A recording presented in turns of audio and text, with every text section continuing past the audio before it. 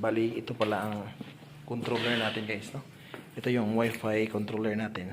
Siyempre, yung malakas na Kubi yan. Deep 8 Bats 36. Yan, controller. So, pasensya na. Ito yung mga devices natin.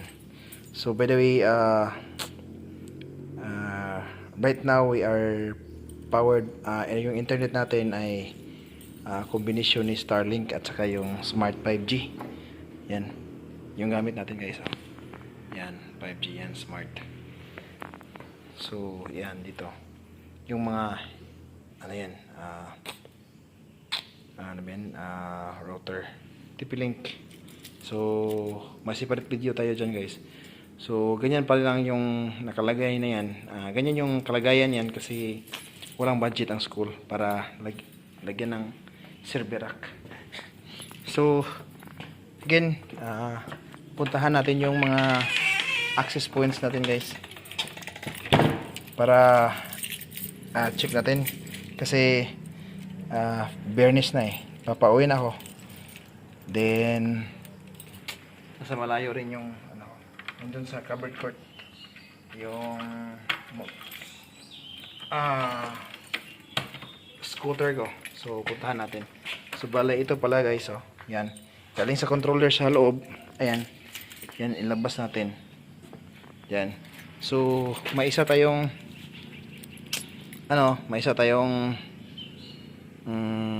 router dito. Ito yung bali nag-create tayo ng wireless point to point network. So dito ito yung transmitter yan. Ayan, diretso yan yung connection niya, diretso sa nire-receive naman ng receiver na antenna doon. May receiver doon papuntang opisina. Then may receiver naman doon sa kabila, doon sa para mahina yung doon sa MAU, doon sa SMAU,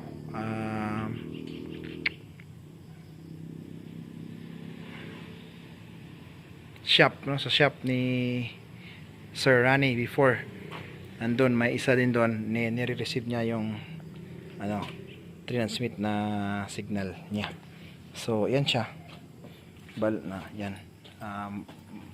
Makikita nyo na itong isa papunta siya sa doon dito, at yung isa naman itong black yan, yung black na yan papunta yan sa doon sa kabilang laboratory, sa computer laboratory to ni Sir Leonard namin, yung district ICT coordinator namin dito, papunta yan. Bali ito rin ay dumadaan din ito sa controller, sa ating internet controller, bandwidth manager natin, papuntang sa mga computer niya doon para control natin lahat, para everybody happy sa internet. At ito namang isa,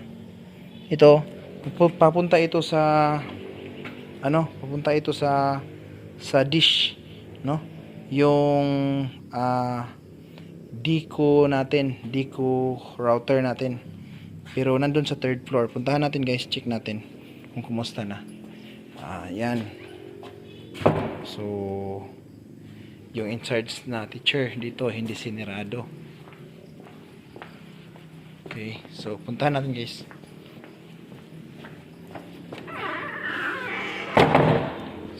Uncut to guys, nasa 4th floor ako yan. Twing. So bali itong dalawang room na ito guys ay mga computer laboratory to sana, yan. Kaso hindi pa na-utilize dahil may problema kami dito sa power supply. Kasi itong DepEd at saka yung DPWH, yung design nila sa building na ito ay yung electrical design ay ah, pang 3-phase, no?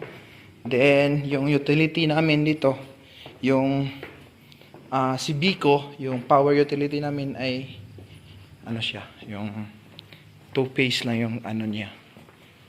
2-phase. Then ito naman, ito yung third floor.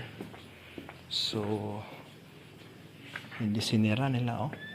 Wala ng tao kasi, guys. Kasi umuwi na sila. So tayo na lang ang sasara. Yung extension cord iniwan lang. Yung mga utility kanina, kasi sila may ginagawa silang partition. Tingnan nyo, guys, no? Yan, ginagawa nilang partition. May separate video tayo dyan, magko-commentary tayo dyan. Bakit ginagawang, kasi ang pagkakaintindi ko sa building na ito is designed for laboratories. Pero ginagamit na school classroom kasi no choice din, kulang din yung classroom. Na-justify din, di ba? Ito pala yung room na ginagamit namin na faculty room sa mga senior high school teachers. Then let's go back to the point, guys, no? So ito yung mesh na sinabi ko. Yan. So we are using a TP-Link Deco router. Ang model nito ay E4, no? So ito yung wire kanina na pinakita ko nandun sa controller. Ito. So siya ang main Deco, guys. Siya yung bali nag-a-act as transmitter. Ayan. So to check, so nag-iilaw siya. Dapat nag-iilaw yan ng yan yung ilaw niya, oh. Yan. So nilagyan natin ng carton kasi para hindi maulanan at saka protection niya ba sa ulan at sa init kasi nainitan dito masyado. Now, so ito yung nagtatransmit, no? So doon makikita ninyo diyan, yan yung puti. Yan may yan, nagre-receive yan. Yan yung mesh niya, no? Yan router din yan, nire-receive niya yung signal galing dito, nire-transmit niya, no? Nag-create ng mesh. So puntahan natin yan, guys. Puntahan natin yan. At lahat ng mga dineploy natin na Deco router dito sa school. So hindi na rin nilalock nila, oh. Okay. So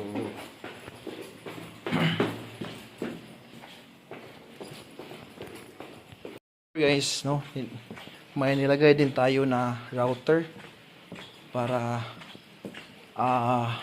matatanggal ang dead spot, no? Dead spot. So ayan, so yan yung Deco router, guys. Hindi pa namin na fix yung niya, but ang plano ay i-attach dito or dito ba banda, no, para ma-distribute niya, ma-receive sa loob ng classroom. So yung checking, ayan, so gumagana. Dapat ganyan yung kulay, guys. So ilagay natin dito. Ayan. So nakukuha lang naman, nasasagap yan. May nagsabi na baka kunin, no? Baka kunin ng mga yung router natin ng mga masamang loob, pero nasasagap ng CCTV yan. Ayan. So yan yung receiver natin na mesh. So siya yung bahala sa dead spot ditong banda sa second floor. So punta naman tayo din sa isa pa dito sa first floor.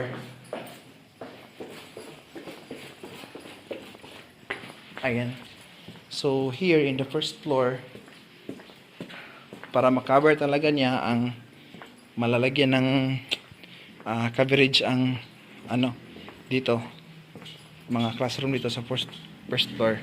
Naglalagay din tayo dito, guys. Ayan. Yung isa. So siya yung bahala sa mga dead spot dito. Diyan. Then, ang sinabi ko ninyo kanina na nandun, dyan sa may sagingan, ito yan, dito natin pinadaan yung ano niya, yung power supply niya. Ayan. 12 volts na yan guys, no? Ano na natin, in-extensionan na natin. Doon sa loob yan, pinaslak. So, palaging palaging naka-turn on yan. Hindi natin, walang patayan yan. So, ang setup natin ngayon, dito sa Hilario PWD Senior National High School, ay 5 months old na, walang patayan. So, ayan yung isa guys. Ayan. So, dyan, parang bahay ng Santo Niño yan. So, nilagyan natin ng minabuti natin na inilagay ditong banda guys, yung router na yan, kasi para mas spread out talaga niya yung lahat ng building yan. So, ano siya, bali siya yung receiver dyan sa main natin, yung dyan, yung transmitter, yung deco main natin, yan. So, nireceive niya, saka inano din, yung mga nasa second floor at sa first floor, nag-create sila ng mesh. At dito rin guys, may ano din tayo dito, may nilagay tayo na mesh mesh router. Ito, check natin guys kung gumagana ba, kasi minsan yung mga teachers na nag-occupy sa room kung saan tayo isinaksak natin yung power supply ng router, ng mesh router natin, ay tinatanggal nila, kaya nawawala. So kita nyo yan guys. Yan yung mesh router. Ano lang natin, may ginagawa lang tayo ng mga ayan, yan, pinatay talaga, pinatay kasi pinapatay nila yung breaker sa building na ito, kaya yan, namamatay ang router. Pero pag turn on naman nila, pagbalik nila ang Lunes, ay naman siya, automatic naman siya. So bali ito yung nagsusupply, yung nagsisignal dyan, sa mga building na dyan sa loob. At meron din dito guys, meron din tayong inilagay, may router din dito, para ang purpose kasi natin, kahit saan ka dito sa school ay connected ka, no? Hindi ka mawawala.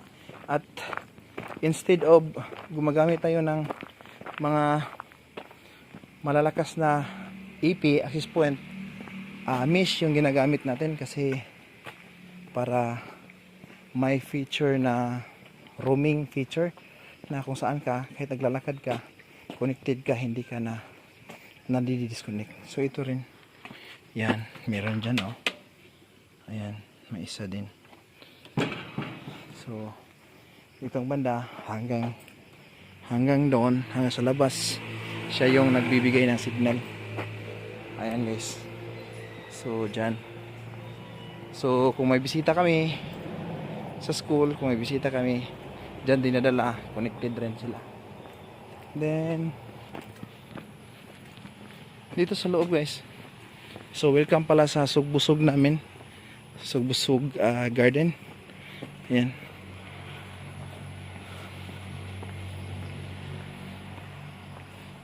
meron din doon guys, tingnan nyo, nasaan na ba yun? So hindi na nakatayo guys. So dyan sa ibabaw ng speaker na yan, may deco, yan, may router din dyan. So naglagay, so siya yung responsible sa pag distribute ng signal dito. Then ito pala yung mga kalabasa namin guys, yehey, marami-rami na, pwede na, parang hindi pa to pwede pitasin guys, kulang pa sa edad. Ayan, ito pala yung ground namin guys. Yan.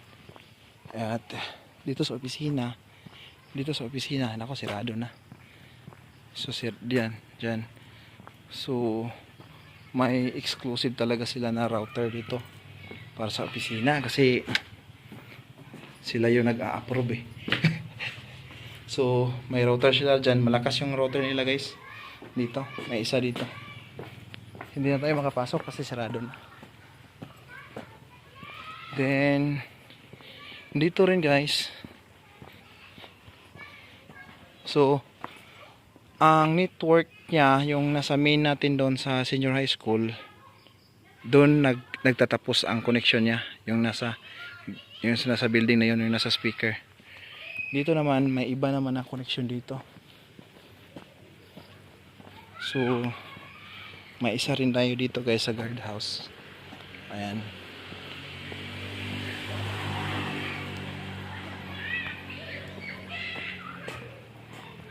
So dyan sa guardhouse yan, may isa din tayo dyan. So nagdi-distribute yan dito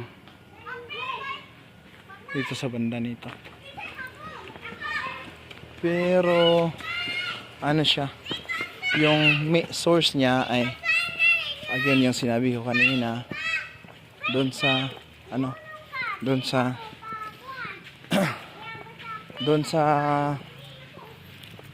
shop ni si Rani before. Then meron din dito guys, nalagay natin para mawala talaga yung dead spot. Ayan. Yan. So meron din dyan. So nakalagay. Tingnan niyo.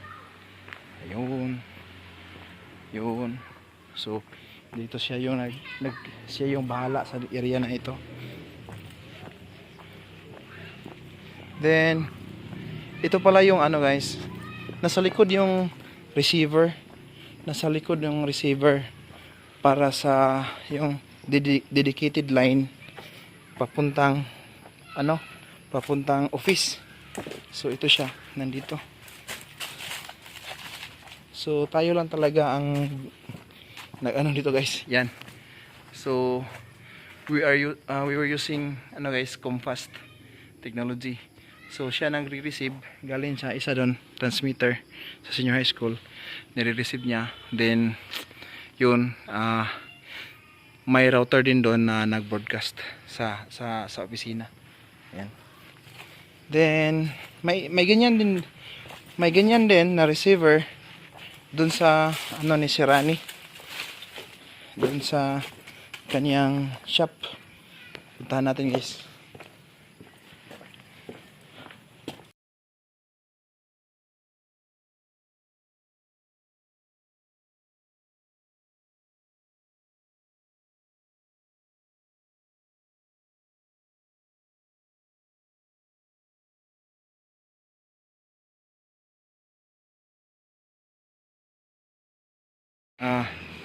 Ito pala yung namin, covered court. At saka ito pala yung ground namin guys. Just to show lang. Ito yung Hilario PWD Senior National High School. So dito ang ground. Ito yung activity center namin or covered court. Doon sa building na yan, may isa dyan. Para sa library, sa session hall, at sa dance hall. Yan. So makikita mo dyan, may puti dyan. Yan, may puti. Yan, may puti. Yan, Deco router din yan. So dito, makikita natin dito guys, yung sinabi ko na receiver. No? Yung isang receiver, bali dalawang receiver yung meron tayo. Ayan. So ito yung receiver na isa. Ayan. So ganyan. Ayan. So may problema dito guys kasi minsan nadi-disconnect yung internet.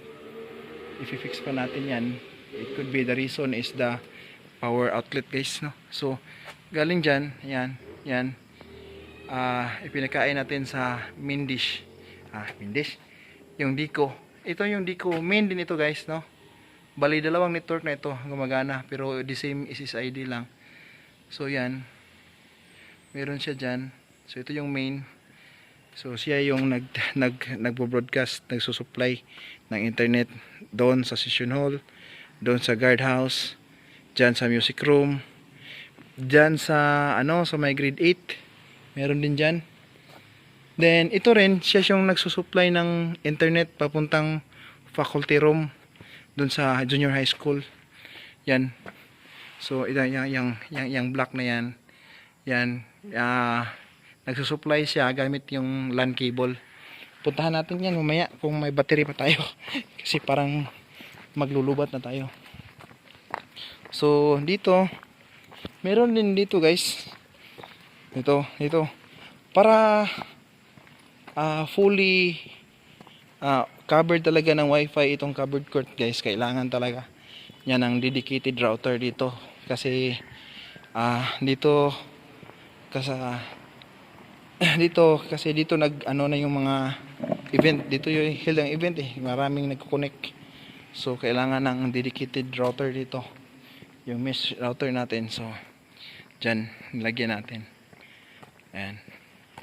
So may din siya dito, yan. So then rin meron din dito guys, maliban dyan dito, nilagyan din natin ng guys, yung meron din isa doon sa yung nasa pillar, no? Diyan, may isa din diyan guys, oh. Yan. So i-zoom ko na lang guys ha, kasi ayan, so meron din diyan.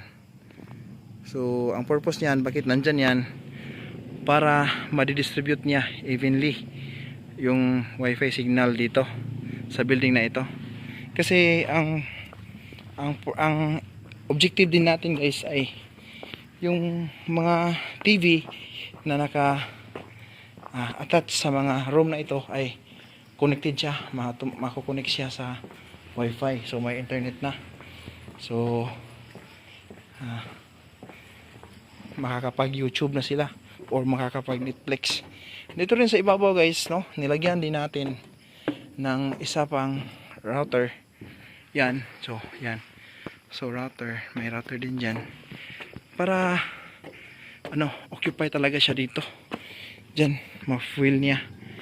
At saka dito banda, no, we don't know in the future. Then ang purpose din yan as siya yung mag-distribute ng signal dito, ma-amplify niya papuntang dyan sa building na yan, sa grade 7. So dyan may dalawang mesh router din dyan. Inano na ako guys. So medyo tumaba tayo ngayon or mataba na talaga tayo. So puntahan natin guys ha, share ko sa inyo. So malapit ako malubat guys. So dito sa building na to may dalawang mesh dito.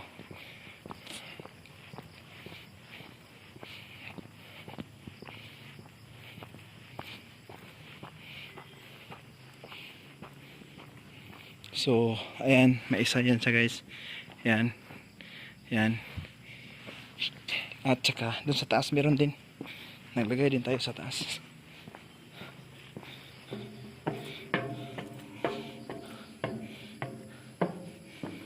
So medyo malaki-laki din tong school namin guys Sa atin yung pag-capture natin guys, kasi 3% na lang ako. So in the next round na lang ulit to. Tapusin ko yung hindi ko natapos. Pauwi na ako. Wide angle shot tayo guys. So yan, ito yung parking space namin. So okay, for the information of everyone, no? So ito yung ground namin. Oh wow.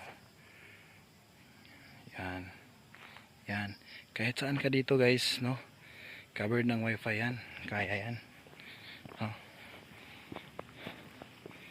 So, uwi na ako. Thank you for watching.